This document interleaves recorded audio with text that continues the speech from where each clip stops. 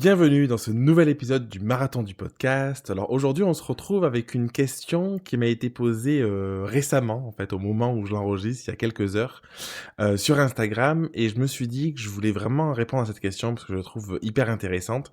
Donc je vais te la faire écouter, c'est un audio, c'est une question qui m'a été posée en audio. Merci Ingrid d'ailleurs pour ta question qui est hyper pertinente, donc je la fais écouter et puis j'y réponds juste après. Et la question que je te posais, c'est par rapport aussi à donc un autre épisode où tu parles en fait du fait que en tant qu'entrepreneur, enfin que photographe, on est avant tout entrepreneur et donc qu'il y a certaines choses qu'il faut pas oublier, qu'il faut faire, etc. Et moi, je voulais te demander au niveau de ta discipline en fait de travail, comment t'arrives, tu vois, à en gros te discipliner, à arriver à avoir des... Je sais pas comment dire, mais tu vois, moi, j'étais salariée avant. En tant que salariée, je savais ce que j'allais faire tel jour. Puis tu vois, à la fin de la journée, j'ai fini, je suis contente, je me sentais soulagée. Là, par contre, en tant qu'entrepreneur, en fait, je finis un truc, je vois un autre truc, et je vois un autre truc, et je vois un autre truc. Enfin, tu vois, genre, j'ai l'impression c'est une roue sans fin pour au final jamais être au niveau que j'aimerais et faire tout ce que j'aimerais. Par exemple, au niveau du contenu, j'ai plein de vidéos que j'ai toujours pas, même pas vu ce que j'ai filmé pour pouvoir monter sur Insta. J'ai plein de témoignages que j'ai pas publiés. Enfin voilà, j'ai plein de trucs en gros qui sont là, que je sais qu'elles sont là, mais en fait j'arrive pas à me mettre une genre de discipline comme en tant que salarié. Et surtout qu'au milieu, t'as les séances, t'as les événements. J'ai 2 enfants. Enfin voilà, du coup, ma question c'est un peu d'ordre général, on va dire. Comment toi tu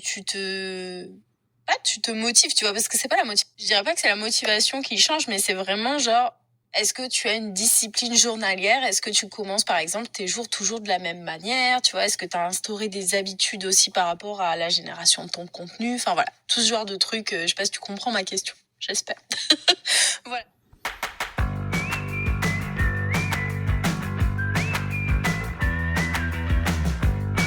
Alors, merci Ingrid pour ta question, parce que c'est hyper pertinent. C'est une question, je pense, qui va parler à beaucoup de photographes, à beaucoup de monde. Derrière cette question, il y a plein de choses. Il y a, t'as parlé de tes enfants, l'organisation. Il y a une première chose que je pourrais dire, qui est pour moi importante, que j'essaye vraiment d'intégrer le plus possible dans mon quotidien, parce que quand on a des enfants, ou quand on peut être en double activité, enfin peu importe, on a toujours un temps qui est limité dans son quotidien, et on a toujours une énergie qui est limitée. Et souvent, le premier problème de l'organisation, il vient du fait que on se charge d'une masse de travail, d'une charge de travail, qui est disproportionnée par rapport à ce qu'on peut vraiment, réellement réaliser, par rapport à ce qu'on peut faire concrètement. Donc ça, c'est le premier élément de réponse, parce que du coup, forcément, si t'imagines dans ton quotidien que tu vas avoir 10 heures pour bosser, 10 heures au taquet, au top du top, avec la meilleure énergie, avec tout ça, et que la réalité, c'est qu'en fait, on commence plus tard parce qu'on emmène les enfants à l'école, pardon, ou qu'on a des choses à faire et tout, du coup, c'est pas cohérent, ça fonctionne pas comme ça. Donc ça, c'est la première chose, c'est, je pense, une forme d'acceptation, une forme d'honnêteté envers soi-même dans l'organisation de qu'est-ce qu'on est capable de faire ou pas. Après, deuxième chose que j'aimerais dire sur cet aspect de l'organisation, de sa gestion du quotidien, hein, c'est un peu la question, c'est le fait que on va avoir tendance, un peu inconsciemment, je crois que c'est quelque chose qui est ancré, c'est une croyance qui est assez ancrée, à croire que plus on en fait, plus ça va avoir de valeur et plus ça va avoir d'impact. Et moi, ce que j'expérimente depuis quelques mois, je l'ai expérimenté il y a quelques années, j'étais reparti à charger un peu trop. Là, depuis quelques mois, ce que j'expérimente, c'est que je me pose toujours la question de est-ce que cette action que je m'apprête à faire, elle a un réel impact pour mon activité, pour mon entreprise? Et si elle a un impact, est-ce que elle est juste d'être faite à l'instant T, maintenant? Est-ce qu'elle a un impact important, ou est-ce que c'est un faible impact? Ça peut avoir un impact, mais un impact qui est pas ouf finalement, ou à court terme, à moyen terme, ou à long terme. Donc c'est vraiment ce genre de questions-là. Et c'est vraiment la question de me dire qu'est-ce que je vais rater si je fais pas cette action, ou qu'est-ce que je vais gagner si je la fais pas. Et ça, c'est vraiment une question qui est importante, parce qu'on va avoir tendance à remplir. On se dit, je pourrais faire des réels, on pourrait faire 10 réels par jour, on pourrait faire des articles de blog tout le temps pour communiquer, on pourrait passer, au lieu de passer 1 heure en séance, en post-traitement d'une séance, on pourrait en passer 2 ou en passer 4. Enfin, on peut passer notre temps à remplir notre quotidien. Récemment, j'ai écouté une interview et c'était Elliot, et c'est quelqu'un qui a 18 ans, c'était fascinant franchement de l'écouter. Elliot Meunier, je sais plus, j'ai pas retenu son nom exactement, mais va voir ce qu'il fait, c'est un truc de malade mental, il a une conscience à son âge qui est ouf. Et du coup, Elliot, ce qu'il partage, c'est que lui, il se focalise sur sa journée idéale. Et il se demande, c'est quoi ma journée idéale ? Et dès qu'il va prendre une action dans son quotidien, il va se demander si elle est liée ou pas à la possibilité que dans quelques semaines, quelques mois, il puisse atteindre sa journée idéale. Donc je trouve que c'est quelque chose qui est super chouette. Alors moi je prendrais pas ma journée idéale parce que mes journées elles sont très différentes, mais par contre je pense que c'est quelque chose qui peut être intéressant de le faire. Moi je l'ai fait cet exercice du coup après avoir écouté cette interview, et je l'ai pas fait sur ma journée idéale mais sur ma semaine idéale. Me dire dans une semaine type, une semaine idéale, comment ça se passe, comment ça s'organise, quelles sont les choses que j'ai vraiment envie de faire et quelles sont les choses que j'ai moins envie de faire. Ça, c'est une question qui est importante à se poser parce que, en fait, souvent quand on s'organise, on va avoir des to-do list à rallonge, on va avoir plein de trucs à faire, et vraiment de se dire, de la même manière un peu de ce que je disais tout à l'heure, quel est l'impact que ça peut avoir à court, moyen ou long terme sur mon entreprise, on peut se dire quel impact ça va avoir sur ma vie et sur le type de journée que je veux vivre. Et forcément, si dans son quotidien, on veut vivre des journées un peu légères, si on veut passer beaucoup de temps avec ses clients en séance, peu de temps après dans la communication, la post-prod et tout, du coup le fait de se dire ça peut permettre dans son organisation de se dire je vais déléguer certaines parties des tâches que j'ai à faire, ou ces trucs-là je vais pas les faire, et au lieu d'écrire par exemple, en même temps que tu sois, je parle pas forcément pour toi Ingrid, mais de manière générale pour toi qui m'écoutes sur le podcast ou qui me regarde sur YouTube, admettons que tu sois peut-être lent à écrire, tu vois, peut-être que écrire un article de blog par semaine, c'est quelque chose qui est bénéfique stratégiquement, je pense, pour se faire référencer. Par contre, ça te prend une journée, c'est pas cohérent de passer une journée pour faire ça. Et du coup, à ce compte-là, que ça t'apprenne une journée, peut-être qu'il vaut mieux que tu postes tous les jours sur Instagram ou sur LinkedIn, enfin, peu importe où est ta cible, parce que du coup, de poster tous les jours sur LinkedIn, ça va pas te prendre une journée par semaine, par exemple. Parce que tu pourras le faire beaucoup plus rapidement.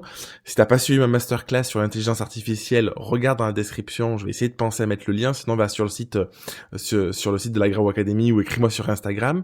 Mais aujourd'hui, avec ChatGPT notamment, avec plusieurs IA, on peut produire du contenu de manière ultra rapide en quelques minutes par semaine. Et d'ailleurs, bon, là c'est une petite parenthèse, j'ai pas prévu d'en parler, mais dans mon organisation aujourd'hui, moi j'utilise une solution qui me permet de te parler comme ça, de faire des coupures par moment. Là, je viens de faire une coupure d'à peu près 5-6 secondes. Tu n'en es pas rendu compte parce que moi je mets mon fichier dans un drive et du coup ça me fait le montage automatique. Donc il y a beaucoup de solutions qui existent aujourd'hui pour faciliter la vie, pour faire des sous-titrages automatiques, des choses comme ça. Et du coup, l'intérêt aussi, c'est de les utiliser. Donc ça, c'est un second élément de réponse. Maintenant, plus concrètement, mon organisation, c'est une organisation qui va se passer à partir de ma vision. Donc ça, c'est si toi qui m'écoutes, qui me regardes, tu n'as pas de vision, définis ta vision. C'est un truc que je fais dans les programmes d'accompagnement. C'est le tout début. La première chose qu'on fait, c'est définir la vision. C'est hyper important d'avoir une vision et de pouvoir concrètement, alors plus ou moins à long terme, c'est peu importe, parfois ça fait peur le mot vision, mais c'est juste de se dire où je veux aller, c'est quoi mes objectifs. Même si c'est une vision à 1 mois, à 2 mois, à 3 mois, à 1 an, peu importe. En fait, si tu sais pas où tu veux aller, c'est impossible d'y aller. Et si tu sais pas où tu veux aller, c'est impossible de savoir quels sont, encore une fois, les meilleurs éléments à mettre en place dans ton organisation, dans ta structure, dans ton quotidien, dans les tâches à faire concrètement pour que ça fonctionne. Et du coup, une fois que tu as cette vision, moi je définis ma vision régulièrement, tous les trimestres à peu près. À chaque fois, ça fait 2 ans que je fais ça. En fin d'année, au moment de Noël, dans les vacances de Noël, je me prends du temps pour définir, ok, dans mon année là, où je veux être à la fin de l'année. Qu'est-ce que je veux avoir créé, qu'est-ce que je veux avoir mis en place, où je veux être pour ma vie pro, pour ma vie perso. Je fais cet exercice aussi à échelle beaucoup plus grande, mais je le fais toutes les années à cette échelle-là. Et ensuite, dans mon quotidien, comment ça se passe, c'est que régulièrement, je vais faire un point de quels sont les projets en cours, quels sont les projets qui sont réalisés, quels sont les projets qui sont en cours de réalisation, quels sont les projets qui sont pas encore réalisés. Et en fonction de ça, je vais m'organiser mois après mois, semaine après semaine, jour après jour, sur ces tâches-là. Et dans mon organisation, j'ai une formation sur l'organisation d'ailleurs complète. Dans mon organisation, ce que je fais, c'est que avant, j'avais tendance à avoir des to-do list à rallonge où finalement tu les finis jamais et puis ça marchait pas. Bon, en tout cas pour moi, ça fonctionnait pas. Et aujourd'hui, je me dis vraiment, c'est quoi l'action, s'il y a une seule action concrète que je dois réaliser aujourd'hui, que je peux réaliser, que je peux mettre en place, et qui peut avoir un vrai, véritable impact, c'est quoi? Et je me pose ces questions et ça m'aide vraiment à supprimer tout un tas de choses. Ça, c'est un truc qui est assez dingue parce que ça, voilà, petite parenthèse, mais souvent quand on cherche à s'organiser, on cherche à optimiser, à faire rentrer des ronds dans des carrés, quoi. Bon, là, ça marche, mais à des carrés dans des ronds, tu vois. Et là, ça marche pas parce que du coup, quand on cherche à faire ça, on cherche à faire rentrer des choses qui sont pas possibles dans du temps qu'on n'a pas finalement. Et le fait d'avoir cette vision et de se dire c'est quoi la seule chose que je pourrais faire aujourd'hui qui me rendait fier, qui me permettrait d'avancer dans mon business, qui me permettrait voilà de faire en sorte que les choses bougent pour ma boîte, pour ma vie, pour tout ça. C'est quoi? Et donc même s'il y a qu'une seule action, moi je m'en fixe une, enfin je m'en fixe plusieurs, mais une principale et des secondaires, et je les time pour savoir combien de temps ça va prendre pour que ce soit réaliste, parce que parfois c'est pas concret. Et du coup ça m'a permis ça, pour fermer la parenthèse, de me dire de voir toutes les actions qui étaient en réalité que je pouvais faire, parce que ça fait bien de dire je bosse, je fais plein de trucs, mais en réalité qui n'ont aucun impact. Donc je pense que avant de chercher à savoir comment s'organiser, ça peut aussi valoir le coup de se dire de faire un bilan un peu, de faire une semaine type ou un mois type et de se dire dans mes semaines type, dans mon mois type, qu'est-ce que j'ai fait, où c'est que j'ai mis de l'énergie, où c'est que j'ai mis de mon temps, où c'est que j'ai mis de l'argent aussi, de le faire sous. Moi, je raisonne toujours, ça c'est 3 facteurs, hein. Énergie, temps, argent. C'est vraiment les facteurs sur lesquels je raisonne pour voir un petit peu où ça en est, pour faire un petit peu ce bilan. Et ensuite de se dire, au lieu de se dire qu'est-ce que je peux ajouter ou comment je peux optimiser, déjà de se dire qu'est-ce que je peux enlever.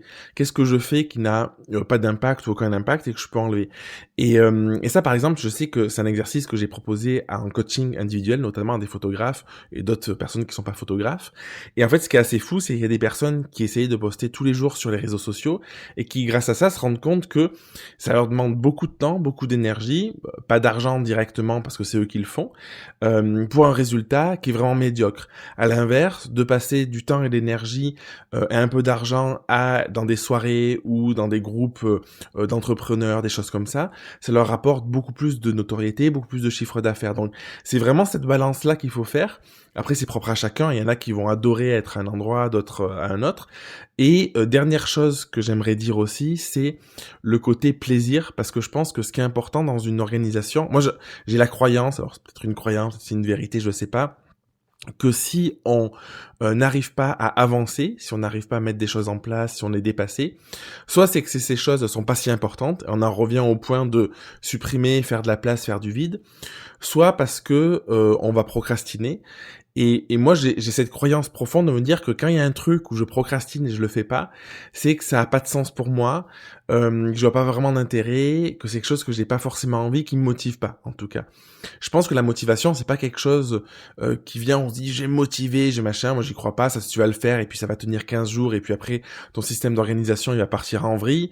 Moi je crois vraiment que ce qui nous motive, c'est de faire quelque chose qu'on aime, c'est de le faire avec le cœur, d'avoir un engouement, d'avoir un enthousiasme, peut-être pour certains de se sentir utile, pour d'autres d'avoir le sentiment d'aider les autres, ou ça peut être pour certaines personnes de le faire de manière purement pour soi, peu importe les raisons, mais ce truc-là où tu vas te dire, je me lève le matin et en fait ça me ferait chier de pas avoir fait ça, parce que si je l'ai pas fait, mon projet va pas avancer, mon activité, mon business, enfin tout ce que tu peux mettre tout ce que tu veux derrière, en tout cas ça va pas avancer et je serai déçu. Et ça c'est pour moi une métrique très importante de se dire, déjà aussi avant, il y a plein de choses tu vois à faire avant de chercher à t'organiser. Si tu veux vraiment t'organiser, regarde ma formation sur l'organisation, mais avant ça, vraiment de pouvoir se dire qu'est-ce que je peux mettre en place concrètement, qu'est-ce qui me plaît moins, est-ce qu'il y a des choses que je peux déléguer éventuellement, enfin voilà, de se poser vraiment ces questions pour avoir une vision beaucoup plus claire de qu'est-ce qu'on veut réellement, parce que souvent on sait même pas ce qu'on veut, est-ce que ce qu'on fait ça nous correspond ou pas, et la perspective ensuite avec la vision de se dire où je veux aller. Et une fois qu'on a tout ça, une fois qu'on a ce cadre, Là, je pense que c'est hyper important, mais seulement à ce moment-là, de se dire comment on organise ça. Donc après, il y a des plans à 90 jours qui existent. Moi, j'aime bien fonctionner à la semaine, avoir ma vision chaque fin de semaine, la vision de la semaine d'après pour voir comment ça se goupille, et une vision du coup sur un mois. Moi, je marche bien sur un mois. J'ai des projets à plus long terme qui sont inscrits dans mon agenda au trimestre ou à l'année, mais j'ai du mal à aller trop loin.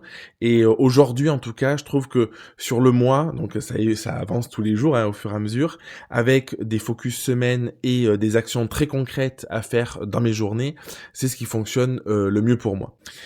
Merci Ingrid pour ta question, j'espère que j'ai répondu à tes interrogations, à tes questionnements. Si tu me regardes sur YouTube, n'hésite pas à mettre en commentaire un petit peu ton système d'organisation, si tout ce que je te partage, ça te parle ou pas. Franchement, on est là pour échanger, voilà, on est là vraiment pour ça. Si tu m'écoutes sur le podcast, franchement, merci, parce qu'il n'y a pas trop de moyens de mettre des commentaires. Tu peux me laisser une note sur Apple Podcast ou me laisser un petit commentaire. Si tu m'écoutes sur Spotify, je crois que c'est possible aussi. Et le mieux, dans tous les cas, c'est qu'on se retrouve sur Instagram, sur mon compte photo, pour pouvoir discuter, échanger. J'ai le défi aussi en même temps que ce marathon du podcast en format audio et vidéo. J'essaye de le faire en réel, en format court. Je suis pas hyper à l'aise avec les réels parce que bon voilà, ça demande une synthétisation extrême, ça demande de donner les choses rapidement. Mais j'ai envie de le faire, c'est un défi. Et ça c'est, voilà, par exemple, j'ai intégré ça dans mon organisation parce que j'avais vraiment envie de le faire et je ferai le bilan dans quelques jours de savoir est-ce que je continue, est-ce que je continue pas. Et peut-être que pour conclure, ce que je pourrais dire à toi qui m'écoutes, c'est que teste, parce qu'en fait tu sauras jamais aussi bien ce qui est bénéfique ou pas qu'à partir du moment où tu l'auras testé. Je te dis à demain pour un prochain épisode du Marathon du podcast.